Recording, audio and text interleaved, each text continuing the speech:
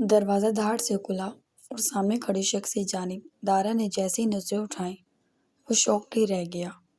اگر کوئی اس سے پوچھتا تو وہ شاید اس وقت اپنے سامنے دنیا کا ہر شخص ایکسپیکٹ کر سکتا تھا سوائے اس لڑکی کے، جو کہ پہلے حیرانگی سے اس کے آفس کی جانب اور اب اس کی جانب دیکھ رہی تھی۔ دارا کو لگا ایک لمحے کے لیے وہ لڑکی اس کی بولتی بند کر گئی ہو۔ کمشنر صاحب نے جیسے ہی دارا کے حواس باختہ چہرے کی جانب دیکھا ویسے ہی موڑے اور اس لڑکی کو دیکھ کر کون نہیں چونک سکتا تھا، ایک لمحے کو وہ بھی دیکھتے رہے۔ مجھے آپ سے شادی نہیں کرنی اور یہی بتانے میں یہاں آئی ہوں۔ سیدھی بات ہے، آپ ابا جی کو منع کیوں نہیں کر دیتے؟ وہ تو جم کر بیٹھ گئی ہیں۔ میں اور آپ بھلا شادی کر سکتے ہیں؟ کتنی نونسنس بات ہے۔ اور ویسے بھی جب آپ نے سہائے کا نام لیا ہے تو مسٹر دارا سکندر اسی سے شادی کرنا چاہیے آپ کو۔ فالتو نہیں ہوں جو زبردستی آپ کی جھولی میں آ گروں بنا پاپڑ بیلے، اور ویسے بھی مجھے اور بھی بہت لوگ چاہتے ہیں۔ وہ نان سٹاپ کسی ٹیپ ریکارڈر کی طرح شو ہو چکی تھی۔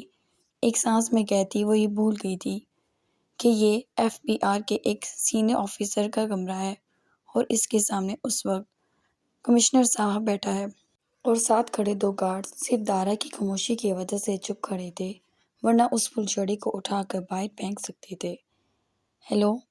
بارے نے اپنے چہرے پہ آتی بالوں کی لٹ پیچھے کر کے اس کے چہرے کے آگے چٹکی بجائی۔ وہ دیکھ سکتی تھی دارا کی آنکھوں میں خون اترنے لگا تھا۔ یہ لوگ اپنے آپ کو سمجھ کیا رہے تھے، یا پھر اس کو کیا سمجھتے تھے؟ وہ مٹھیاں بھیجتا اپنے آپ کو قابو میں کر رہا تھا، کیونکہ کمشنر منہ کھولے بہارے کو دیکھ رہا تھا۔ آپ سے بات کر رہی ہوں، سکتا ہو گیا ہے کیا؟ میں کہہ چکی ہوں آپ انکار کریں گے اور ابا جی کو بلکہ ابھی آج ہی انکار کر دیں، وہ بولی۔ دارا ایک دم چیئر پیچھے پھینکتا اٹھا۔ بہارے اس کے اس زلزلے پہ 2 قدم دور ہوئی۔ اس کا انداز کافی جارحانہ تھا۔ اس نے بنا ایک بھی لفظ کہے بہارے کا بازو اپنے فولادی گرفت میں جکڑا اور اسے گھسیٹتا ہوا باہر لے آیا۔ باہر کھڑے چوکیدار کو کھا جانے والی نظروں سے دیکھا تھا اس نے۔ میں نے روکا تھا سر میم کو، وہ بنا دیکھے بہارے کو کھینچتا ہوا نہ جانے کہاں لے جا رہا تھا۔ بہارے تو جانتی نہیں تھی مگر اس کی گرفت اتنی سخت تھی اسے لگا بازو ٹوٹ جائے گی۔ دارا، میرا بازو، پلیز ہاتھ چھوڑیں، میرا کہاں لے جا رہے ہیں مجھے؟ میں جو کہنے آئی تھی کہہ چکی ہوں، مجھے جانے دیں اب، وہ بولی جبکہ دارا اسے ایک اور کمرے میں لے آیا۔ یہ کمرہ بڑا تھا اور یہاں پر وہی چیزیں رکھی تھیں جو اس کے اپنے کمرے میں تھیں۔ اس نے اسے وہاں پھینکا اور دروازہ باہر سے بند کر دیا۔ ماتھے پہ کئی بل تھے۔ بہارے نے بے احساس دروازہ پیٹ ڈالا اور اس تماشے پر بس بم کی طرح پھٹنے کو بے چین تھا۔ ایک دم دروازہ کھول کر وہ اندر داخل ہوا۔ Shut up, just shut your mouth, I said shut. وہ اس کے بے حد نزدیک آ گیا کہ وہ بالکل دیوار سے لگ گئی۔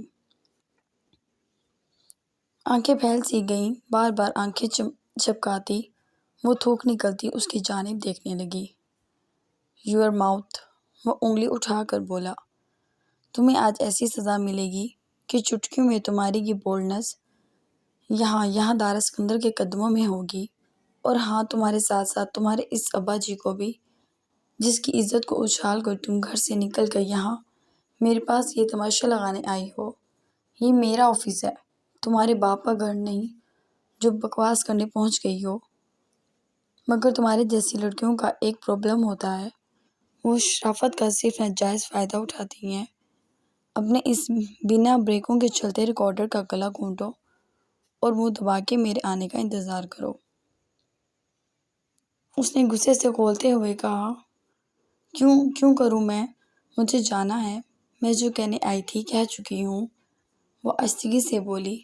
دارا سے ڈر گئی تھی، دل دھڑک رہا تھا بہت تیزی سے خوف سے۔ دارا نے دانت پہ دانت چڑھا لیے۔ وہ بنا اس کی جانب دیکھے وہاں سے باہر نکل گیا۔ جبکہ بہارے سوچ رہی تھی، اس نے یہ نہیں سوچا تھا کہ اگر اسے لیٹ ہو گیا تو سب گھر والے تشویش کریں گے، اور کسی کو پتہ چل گیا تو باقی کسی اور کی فکر نہیں تھی۔ ابا جی کی تھی، وہ وہ بہت خفا ہوں گے۔ وہ پریشانی سے ناخن کاٹنے لگی۔ بے وقوف، بے حد بے وقوف اور فضول لڑکی ہو تم بہارے، ایک نمبر کی پاگل گدھی۔ وہ خود کو کوسنے لگی جبکہ ایک بار پھر گھبرا کر دروازہ پیٹا۔ اسے لگ رہا تھا وہ تو جنگلی سانڈ کے جنگل میں پھنس گئی ہے۔ وہ کیا سبق سکھانے کی بات کر رہا تھا، اس کے پسینے چھوٹ گئے تھے۔ یہ پاگل ہے، بولتی بھی رہے تو دروازہ مت کھولنا۔ اس نے سب کو یہ بات کھلوا دی تھی، تبھی کس نے بہارے کا دروازہ نہیں کھولا۔ وہ ٹشو سے پیشانی صاف کرتا کمرے میں آیا تو منہ پر ہاتھ رکھ کے کمشنر صاحب ہنسی روک رہے تھے۔ "آئی ایم سوری سر"، وہ شرمندگی سے بولا۔ "تو دارا سکندر یہ ہے وہ جن جس سے آپ شادی کرنے والے ہیں؟" کمشنر دلچسپی سے بولا۔ "ایکچولی سر، ویری نائس، آپ دونوں کا کپل امیزنگ ہے، بس بولتی زیادہ ہے وہ مس"۔ وہ ہنسے۔ دارا ہنس بھی نہیں سکا۔ "بٹ آئی لائک ہر"۔ وہ مڑ کر دیکھنے لگا جیسے ابھی بہارے وہاں کھڑی ہو۔ دارا نے خون کا گھونٹ پیا تھا۔ "منگنی ہو گئی آپ دونوں کی"۔ دارا کا بس نہیں چلا۔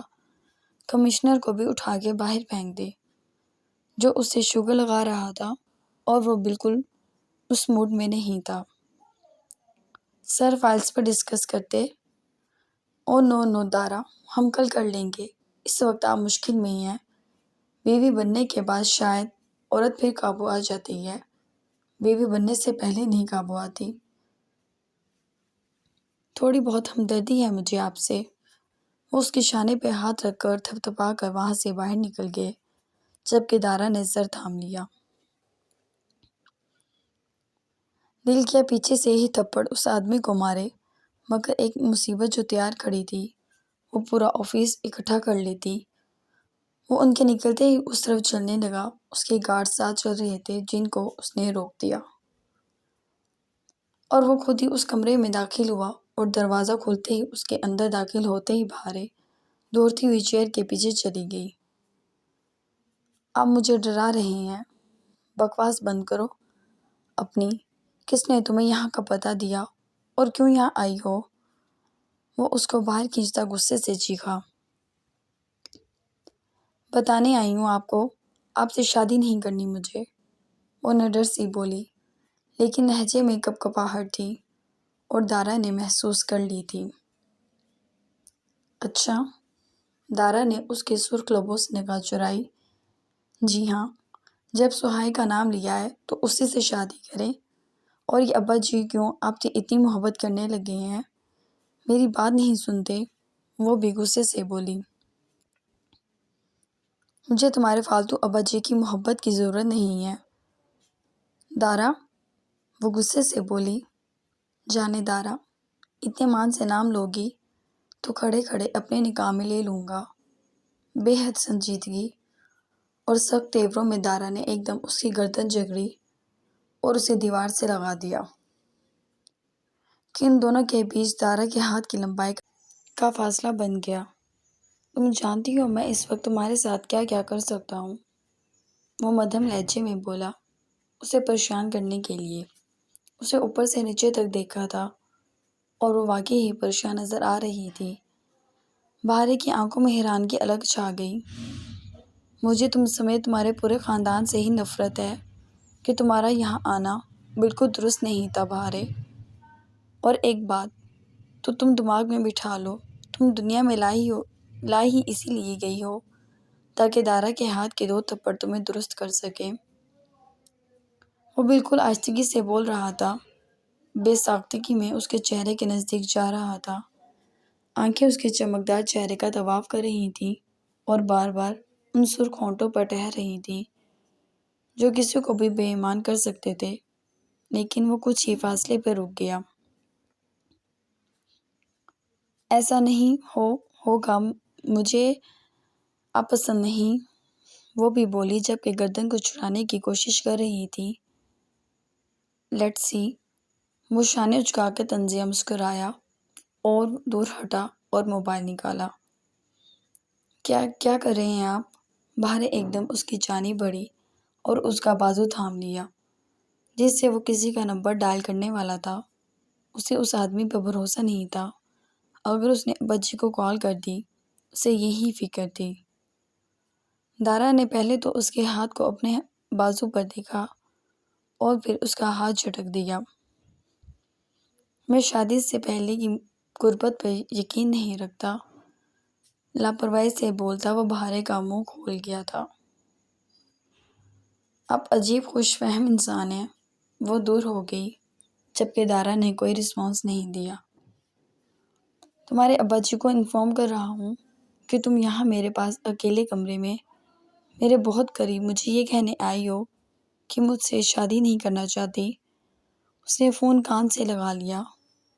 نہیں نہیں مسٹر شجاع، اگر آپ سے اپنی نوازی نہیں سنبھل رہی تو شادی کی ڈیٹ کو جلد فکس کر لیں، کیونکہ میں بمشکل خود کو قابو میں کر رہا ہوں، ورنہ بہت اچھے سے سدھار دیتا۔ میرے لحاظ اور ضبط کو اتنا نہ آزمائیں کہ میں کسی بڑے قدم کو اٹھا کر آپ کے خاندان کی اینٹ سے اینٹ بجا دوں۔ تو اپنے پوتے اور نواسے کو قابو میں رکھیں۔ وہ اباجی پر دھاڑا تھا۔ بہارے کو لگا وہ اگلا سانس لے گی تو بس اب آنکھ قبر میں کھلے گی۔ میں یہ سب نہیں جانتا، جو بھی اپنی مصیبت آ کر لے جائیں، یہ آفس ہے میرا۔ وہ بے حد تلخی سے بولا تھا۔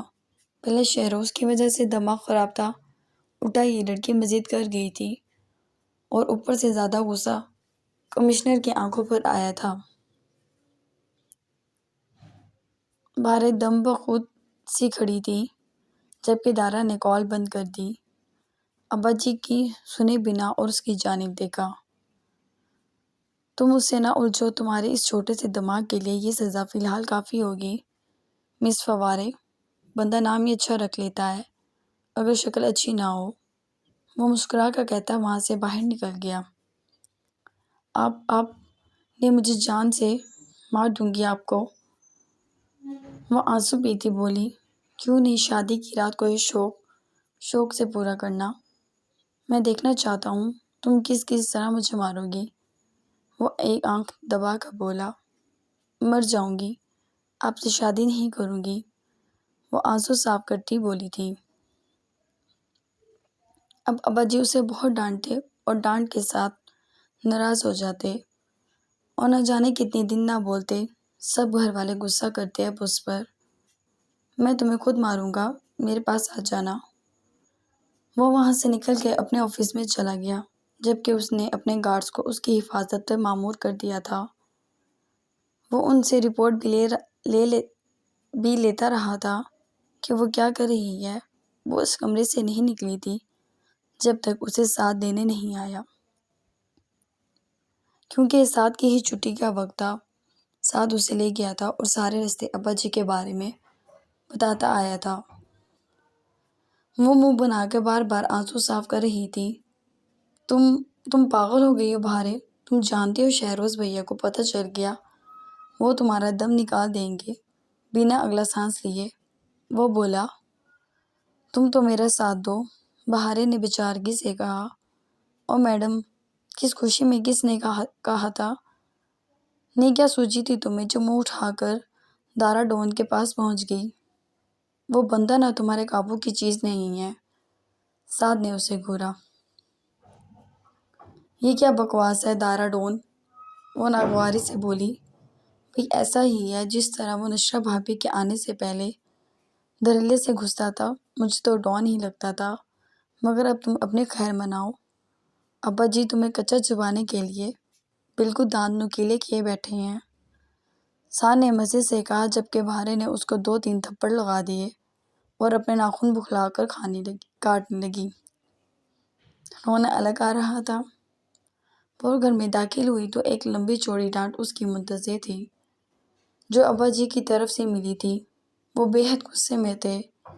ایک جوان لڑکی کے پاس پہنچ گئی، یہ کہنے کہ میں شادی نہیں کروں گی، یہ تربیت کی ہے میں نے تمہاری۔ وہ غصے سے بولے۔ سب خاموش کھڑے تھے۔ وہ میں نے شادی نہیں کرنی، آپ لوگ سمجھ کیوں نہیں رہے؟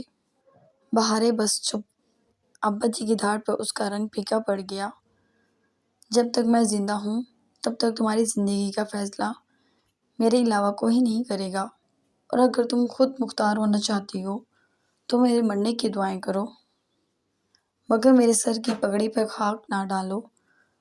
تم نے میرا مان توڑا ہے، ابا جی تلخی سے بولے، جبکہ سب بھی اس پر غصہ تھے، مگر اس کے رونے پر دکھ بھی ہو رہا تھا۔ نشرہ بھی چپ چاپ کھڑی تھی، وہ کہاں جواب دینے قابل تھی۔ ڈانٹ خاک ہو کر وہ کمرے میں چلی گئی، جبکہ ابا جی نے سوچ لیا تھا وہ جلد بس دارا کو تاریخ رکھنے کا کہہ دیں گے۔ بہارے کھانا کھا لو۔ سہائے اس کے لیے کھانا پلیٹ میں لائی تو اس نے تکیوں میں منہ جو پہلے ہی چھپایا ہوا تھا مزید چھپا لیا، جبکہ سو سو کی آواز آ رہی تھی۔ تم بے حد بیوقوف ہو، پتہ نہیں عقل گھٹنوں میں کیوں ہے تمہاری۔ سارا قصور میرا ہے، سب مجھے ڈانٹتے ہیں۔ میرے ماما بابا بھی زندہ ہوتے تو میں ان سے لڑ جھگڑ کر کم از کم یہ شادی رکوا دیتی۔ وہ ایک دم اٹھ کر بیٹھتی بولی۔ سہائے جانتی تھی وہ کتنی حساس ہے۔ بہارے ایسا نہیں ہے، سب تم سے کتنی محبت کرتے ہیں، مگر خود سوچو، کیا ہم لوگ کالج میں تنہا گئی ہیں یا نہیں؟ ابا جی نے ہمیشہ بھائیوں کے ساتھ بھیجا، اور کالج چھوڑنے کے بعد ہم ان چار محفوظ دیواروں میں ہیں جہاں ہمیں کوئی پریشانی نہیں، ہم خوش ہیں۔ سہائے نے اس کی غلطی کا احساس لایا تو وہ چپ ہو گئی۔ چلو اب چپ ہو جاؤ اور کھانا کھا لو۔ ابا جی نے بھی کھانا نہیں کھایا ہے۔ ایک تو ابا جی کے نخرے نہ کسی نوجوان لڑکے کی طرح ہیں۔ وہ پلیٹ اٹھا کے ابا جی کے کمرے میں چلی گئی۔ سہائے مسکرا دی، جانتی تھی وہ اب لڑ جھگڑ کر انہیں منا ہی لے گی، لیکن مسکراتے مسکراتے ایک دم اس کی مسکراہٹ سمٹ گئی۔ اسے یاد آیا آج صبح ہی اس نے امی سے بات کرنا چاہی تھی، مگر امی نے ارتاش کا نام سننے سے پہلے ہی کہہ دیا کہ ارتاش کا نام اپنے لبوں پر بھی نہ لانا۔ وہ کیسے نہ لائے اس کا نام؟ اس کے ساتھ جینا چاہتی تھی، اس کے ساتھ مرنا چاہتی تھی۔ اس کی آنکھیں آنسوں سے بھر گئی۔ آج وہ اسے سوال کرے گا، وہ خالی ہاتھ ہوگی۔ وہ جب جان جائے گا کہ ابا جی بھی خاموش ہو گئے، وہ کتنا ٹوٹ جائے گا۔ اس نے اپنے آنسو صاف کیے۔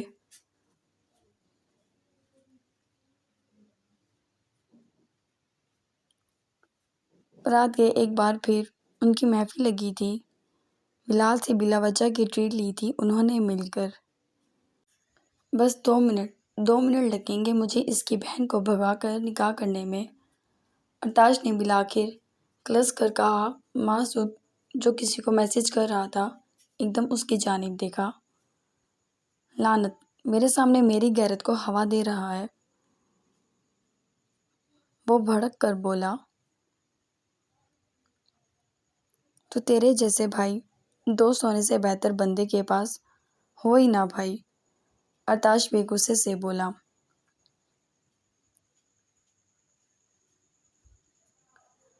ماس کے کانوں میں انگلیاں دینا ذرا، بلال، فائق نے بھائی سے کہا تو بلال کا کہکہ بلند ہوا۔ تم لوگ نا عزت سے پیش آؤ، زیادہ اوور نہ ہو۔ نہیں ایکچولی مجھے کہنا تھا تم بھگا ہی لے بھائی۔ فائق نے گہرا سانس بھرا۔ کیسے بھگا لوں؟ وہ محترمہ بھاگے گی میرے ساتھ، اسے تو اپنے ماں باپ کی دعائیں چاہیے۔ اب بھلا میں کہاں سے لاؤں دعائیں؟ اس کی ماں دیکھتے ہی مجھے گالیاں دیتی ہے گندی گندی۔ ارتاش نے گھورا۔ ایسا کب ہوا؟ ماس حیرانگی سے بولا۔ بھیا کا مطلب تھا جی میں، مطلب دل میں۔ سا نے تشریح کی تو ارتاش نے سر ہلایا۔ ہاں مجھے معلوم ہے، تائی کہتی ہوں گی مرے اس کی قبر میں کیڑے پڑے۔ ارتاش نفی میں سر ہلاتا بہت دکھ میں تھا۔ ہاں اس کی کبھی شادی نہ ہو، کنوارا کل سے، فائق بولا۔ اس کے بچے نہ ہوں، اس کی بیوی سے نوچ کے کھائے، بلال نے کہا۔